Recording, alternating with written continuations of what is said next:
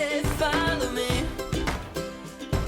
I'm sitting on top of the world, on top of the world. Life's too short not to really live. I got a big heart, I can let you in. I'm sitting on top of the world, on top of the Hi there, and welcome back to Toxic Bliss, Surviving Narcissism with me, Awen Reese. Today's episode is a special one, and I'm excited to bring it to you. But before we start, a little background information. I'm recording this episode the week before Christmas in real life time. The holiday season has always been a wonderful, happy, and exciting time for me. Of course, my holiday season starts around the end of September, when the leaves change and the air grows colder, heralding in the beginning of my favorite time of the year. October's all about Halloween. The decorations, costumes, spooky movies, hoodies, and pumpkin spice everything. And then the transition into Thanksgiving, a time of friends and family, amazing food, and the Macy's parade. As much as I love these holidays, they're simply a precursor to the real holiday in my house, Christmas. This year I even broke my tradition, and I didn't wait till the day after Thanksgiving to put up the tree and start decorating for Christmas. I just couldn't wait. We also had some unseasonably cold temperatures for this time of year in Texas, which really got me in the holiday mood. Shopping, hot cocoa, wrapping presents, decorating, I was in it to win it. However, being so utterly possessed by the spirit of the season, I found it impossibly challenging to focus on this podcast series. Stopping the festivities to write about such an awful time in my life and dredge up all of those old memories of Mike and the pain that they bring with them was just too hard. Here I was completely ensconced in warm, loving holiday celebration with my family, happy and excited, and then I'd sit down to write the next episode and feel overwhelmed with cognitive dissonance-like feelings. I didn't want to look back at those bad times when the now time was just so perfect and filled with joy. It was a mighty struggle to get the previous episode done, and I was so glad it was finally finished and uploaded. Today's episode is different. I'm going to share the story of my life post-Mike, and how I met my current husband, and how my life changed in ways that I never could have expected. Yes, Mike will still make his presence known, but never again will he have that same level of control over me. Now begins the healing process with all of its ups and downs, but ultimately success and freedom. I know, spoiler alert, oops. I'm sitting here at my desk writing this episode with a mug of sugar-free hot cocoa, wrapped in a super soft, warm Christmas blanket, fuzzy socks on, Christmas music playing in the background. This is my bliss, and it took a very long time for me to understand that. So let's get into it. In the last episode, Mike and I had broken up once again, and I was feeling very good about it. Something had finally clicked in my brain, and I knew, without any self-delusions, that Mike and I could never be together, and my life was better without him in it, even if that meant being a single parent. I was good at the single mom thing, and I enjoyed the drama-free, quiet, and, dare I say, boring times as a single parent far more than I enjoyed the companionship of Mike. I enjoyed it so much that I decided life was best this way. There were so many positives to being a single parent that I couldn't understand why anyone would want to do it differently. I could do whatever I wanted. I never had to watch those stupid movies that he liked and pretend that I liked them too. I could talk to anyone I wanted to without fear of his side eyes or jealous rages. I started to invite friends over again, and spent many months healing those relationships that had suffered as a result of Mike's insistence that I distance myself from everyone but him. I had to atone for all of the things that I had done over the years to shield Mike and to cover for him, but mostly I apologized to everyone for all of the secrecy, even my best friend Vicky, who had pretty much saved my life before. I had lied to her and hidden the fact that Mike had come back several times because I knew what she'd think, and I knew that she'd be right. My apologies were sincere this time. I opened up and told those closest to me everything that had happened and the truth about Mike's abusiveness, and they were pretty shocked. But little by little, friendships were restored, healing was beginning, and hope had returned to me. I redecorated my apartment, as tiny as it was, but it still needed to be new and fresh and Mike-free. It was spring, and the sweet warm breezes lifted my spirits. I would open all the windows and bask in the sunlight. There were large flowering trees along the street that I lived on, and they smelled so pretty. Along the back of the parking lot was a 100-foot-long line of lilac trees, and I would cut huge bunches of them and place them in vases all around the apartment. Lilacs are a big inner child thing for me, but that's a story for another day. But they made me happy, and they brought back memories of a time unmarred by Mike. I had gotten back into my online life as well, reconnected with some old internet buddies, and I started studying again. Life was pretty good. I didn't have any money at all to speak of, but I had my own place, my kids were happy and healthy, and I had my friends and family back. In the evenings, I would visit some chat rooms on AOL. I'd strike up some great conversations, and I was comfortable with that level of engagement with others, especially men.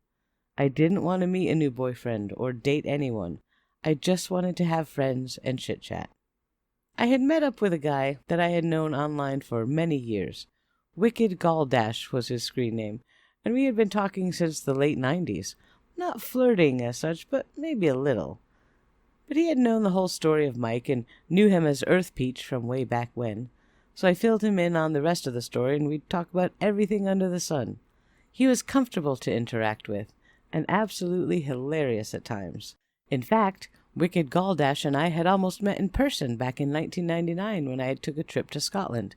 He had lived in England, and we tentatively agreed to meet in Dumfries during my visit, but it just didn't work out for a variety of reasons, but we always kept in touch. One night we had a long conversation about my new outlook on life. He had asked if I was going to start dating again, and I said, hell no. Blech, men, yuck, never, ew, cooties. And other intellectual and reasoned statements like that.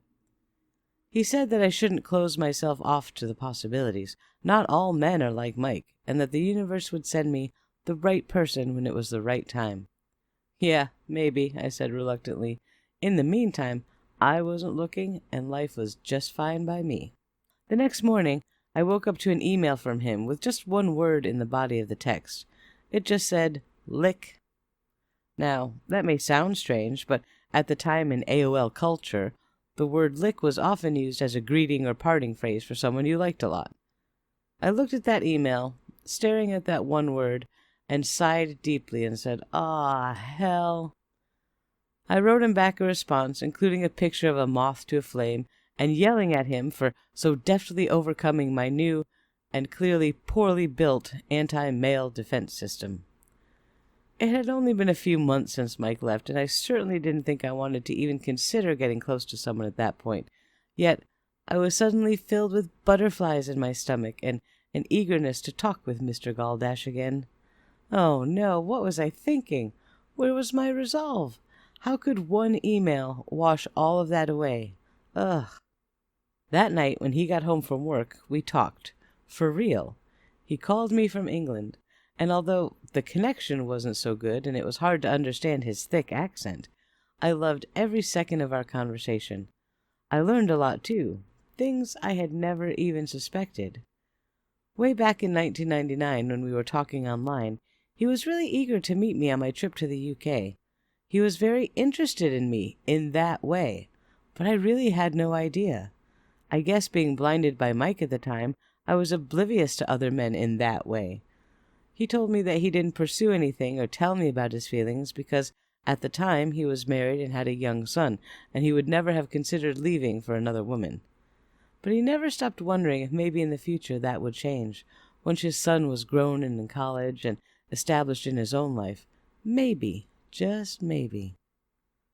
I was so surprised by that, and I suddenly felt terrible. All the times I'd talked to him about my relationship with Mike and all of that, not knowing how he had felt about me, that must have been hard for him to hear.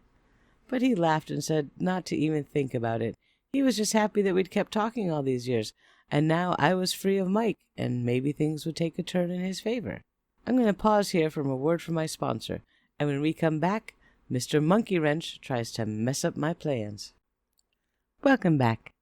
Spring had turned into summer, and Wicked Galdash and I were still talking regularly, though now I called him Liam, having graduated from screen names to real names.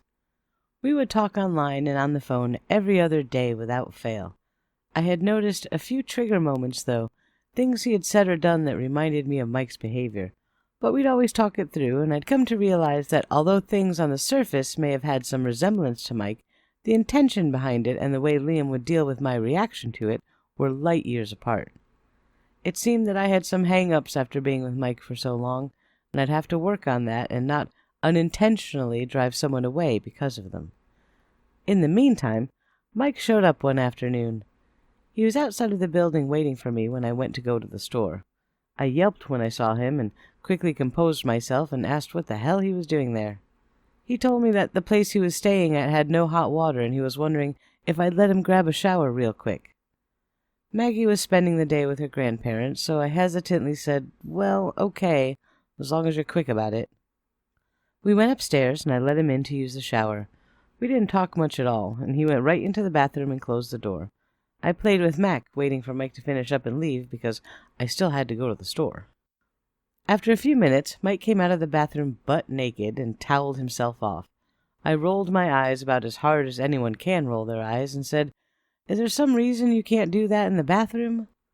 And I tossed his backpack at him so he could go in and get dressed. He stood right where he was and laughed, saying he thought I might like to see what I was missing. "You do miss me, don't you?" he asked, smiling as if he was sure of the answer. "No," I said. "Put your clothes on and get out of here, please," I said flatly. "Aw, come on, we can still be friends, can't we? Friends with benefits, maybe?" "No! Get dressed," I said more insistently. "Wait, what? Are you seeing someone? Already? God, I haven't even been gone 6 months yet. Talk about moving on. Geez, I thought you loved me. Guess I was wrong. Wow." The absurdity of his words shocked me into a stunned silence. The look on my face must have portrayed that emotion rather accurately, because he continued on. I know, it's confusing. Everything about us is confusing, but I still care about you and the kids. Thanks for letting me use the shower, honey. Is there anything you need? Anything I can get for you or the kids? How about some cash? I know I haven't been helping, but I did just get a job recently." He pulled on his jeans and then pulled out a $100 bill from the pocket and put it on the kitchen table. "It's not much, and I know I owe you more, but maybe that'll help a little. I want you to see that I'm trying to fix my life and everything, and I want to take care of you guys." My facial expression had not changed, and words would not spill out of my mouth just yet. "I'll get out of your hair, but don't forget about me. I'd like to come by and spend some time with the kids soon, but I'll call you, okay?" He ruffled Mac's hair and then grabbed his bag and left. I don't know how long it was before I was able to move again, but stunned, shocked, paralyzed, whatever the right word is, that was me. I shook my head and moved my feet finally, and I took that $100 bill because, well, I was broke as a skunk, and the thought of a shopping spree at the grocery store was motivation enough to get moving. I grabbed Mac and we set off. It was a few blocks to the store, but I was excited to get some real food, not just the Kick cereal, peanut butter, and juicy juice that the Wix checks allowed. We were going to eat tonight. Woohoo! As I pushed the stroller down the street, I had some time to process what had just happened. I wasn't having it. No way was I going to let Mike back into my world and mess up what was just beginning with Liam. But I reminded myself that Liam lived in England. He wasn't here. The chances of him moving here away from his entire family were about as slim as the chances of me moving to England. That relationship might not even stand a chance, as much as I was wanting it to. Still, though, I didn't want Mike back. I was healing and getting happier by the day. I was starting to thrive again, and I didn't want to go back to that darkness. I stopped walking for a moment and shook out my arms and shoulders and sort of brushed off the Mike cooties that had gotten onto me. Nope, I wasn't even going to entertain the thought of Mike again. When he showed up next time, I would simply tell him to go away or I'd get a restraining order. Period. Done. Over. Having made that mental decision, I proceeded to the store, happy and clear once again. I spent every dime of that money that Mike had left and had a very hard time loading all of the bags in the stroller around Mac to get it all back home, but we managed it. Mac wasn't too happy about being squished in there, but he'd live. I got home and brought everything upstairs, including Mac and the stroller. It was in those moments that I cursed being single. Those darn stairs, oh, how I hated them. I made a pepperoni and cheese stromboli for dinner that night, one of Maggie's favorites, and got the kids settled in for the evening. Finally, it was time to talk to Liam again. I'd been waiting all day to tell him about Mike's stunt and see what he thought of it. He was less than pleased, to say the least. He was a little panicked, thinking that Mike would be able to weasel his way back in and I'd cave eventually and take him back. I assured him that I would not do that, but he was understandably concerned. He was also worried that I had taken the money from Mike, which might make Mike think I really did need him after all. And I explained that in my current situation, $100 for groceries was monumental. I was still on food stamps and WIC at the time, which gave me a weekly food budget of about $40 after diapers, and it was a struggle to keep us all fed. Liam was aghast. He had no idea that my financial situation was that dire. Liam was rather well off and hadn't really understood, because I was honestly too embarrassed to tell him, and I hadn't shared the reality of things. There was a night a few weeks before this when we were talking, and he heard Maggie in the background saying that she was hungry, and I told her to just eat her toast and she'd be fine. Liam had asked what we had for dinner. Why was Maggie still hungry? I told him that we'd run a little short that week and had peanut butter toast for dinner, but I'd get groceries the next day. It was fine. Liam had been upset about that and had instantly sent me $25 via PayPal to order pizza for the kids for dinner, which I did. I was so thankful, as were the kids, of course, but I still didn't tell him that this was more of a daily reality than a one-off for poor planning. But now he knew, and he didn't like this one bit. He made me promise to tell him whenever we needed food and he would provide, rather than taking money from that weasel Mike. I promised, but I never planned on following through. That just seemed so wrong to me. But at the same time, knowing that I could ask for help if I really needed it, that was kind of amazing. A few weeks had passed with no further contact from Mike, and I began to relax again and forget about him. Liam was talking about arranging a trip to come to the States to visit, and I was growing more and more excited about a possible future with him. There had been some moments along the way where I realized that the specter of Mike hadn't fully left my psyche. For example, I had met a delightful friend from Wales who was helping me with my linguistic studies. She was rarely online, so I tried to capitalize on time I had with her to practice. Liam would sometimes show up online at the same time and want my attention, naturally, but this would trigger the memories of Mike causing such a stir about who I talked with online that Liam and I would end up having a fight about it. Once I had explained what Mike used to do, Liam understood my seemingly over-the-top reaction, and we were able to discuss it in a healthy way and come up with some mutually agreeable compromises. I learned early on in my relationship with Liam to tell him clearly whenever something evoked a similar response. Not to make Liam change his behavior, but to explain mine. From his point of view, I would become irrationally angry over some simple thing, and he couldn't fathom my response. Once I explained the connection to that event with Mike's behavior, it all became clear, and he helped me to learn to differentiate between the two. Liam would learn to navigate my triggers, and I would learn not to react like a maniac. It would be a lifelong process. The damage a narcissist does to their victims is so psychologically impactful that it feels like it never goes away or fully heals. We simply learn to work around it and through it. Having a healthy relationship with oneself and with others, and especially having a partner that can understand it, can make all the difference in the world. In the next episode, Mike pulls out all the stops to try to prevent Liam from becoming a permanent part of my life. Tune in to find out who wins. Until then, thanks for listening and take care. People ask me what my secret